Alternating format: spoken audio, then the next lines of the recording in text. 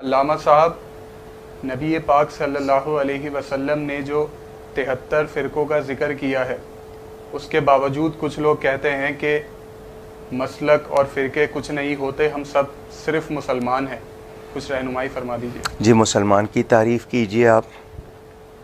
ایسا شخص جو یہ کہہ رہا ہے کہ صرف مسلمان ہوتے ہیں، تو لفظ مسلمان مجھے قرآن میں دکھائیے، وہاں تو مسلمین کا لفظ ہے، سماکم المسلمین۔ آپ مسلمان کی تعریف کیجیے، کیا کہیں گے؟ آمنت باللہ و ملائکتہ و کتبہ و رسلہ۔ ٹھیک ہے، اب جو شخص اللہ کے بنائے ہوئے رسولوں کو تو مانتا ہے اور کسی اور کو بھی مان لیتا ہے رسول، کیا وہ بھی مسلمان کہلائے گا؟ اچھا، ایک شخص مسلمان کہلا رہا ہے، کہہ رہا ہے نماز ٹھیک ہے، روزہ ٹھیک ہے، زکوٰۃ ٹھیک نہیں، اس کے لیے کیا کہیں گے؟ اسلام کی کچھ باتیں ضروری ہیں، قطعی ہیں۔ مثلا نبی پاک صلی اللہ علیہ وسلم کی تعظیم، چونکہ قرآن کا حکم ہے، وَتُعَزِّرُوهُ وَتُوَقِّرُوهُ وَتُسَبِّحُوهُ بُكْرَةً وَأَصِيلًا۔ تسبیح کا ذکر بعد میں، نبی کی تعظیم کا ذکر پہلے، تو وہ ضروریات دین میں سے ہے۔ تو ایک شخص نبی پاک صلی اللہ علیہ وآلہ وسلم کی تعظیم نہیں کرتا، کلمہ پڑھتا ہے، نماز پڑھتا ہے، روزہ رکھتا ہے، کیا کہیں گے آپ؟ تو مسلمان کی جو صحیح تعریف ہے اس پر پورا اترنا ضروری ہے۔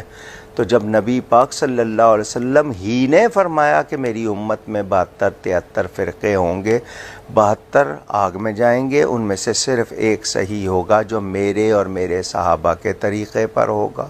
احادیث موجود ہیں، اس سے جو نکلے گا وہ اسی طرح جس طرح وہ بکری بھیڑیے کا شکار ہو جاتی ہے جو ریوڑ سے الگ ہوتی ہے، اسی طرح وہ شخص شیطان کا شکار ہو جائے گا جو ان سب سے الگ ہوگا۔ تو مسلمان کی تعریف ہی تو مسئلہ بن گئی نا۔ مسلمان مسلمان ہے اور کچھ نہیں ہے، لیکن وہ سچا مسلمان ہو۔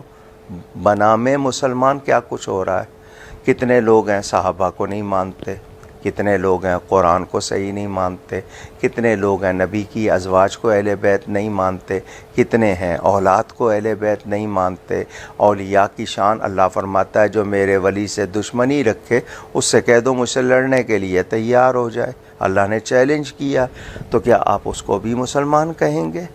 تو بھائی، یہ جو مسلک ہے، میں مانتا ہوں ہم فرقہ واریت نہیں چاہتے، نہ ہم فرقہ واریت پسند کرتے ہیں، مگر یہ فیکٹ تو ہے، یہ حقیقت تو ہے نا کہ فرقے ہیں اور ان میں غلط بھی ہیں، غلط عقیدوں والے بھی ہیں۔ تو مسلمان کی جو صحیح تعریف ہے، جو اس پر پورا اترے گا وہ مسلمان ہے، جو پورا نہیں اترے گا وہ مسلمان کہلا تو رہا ہے لیکن وہ مسلمان نہیں ہے۔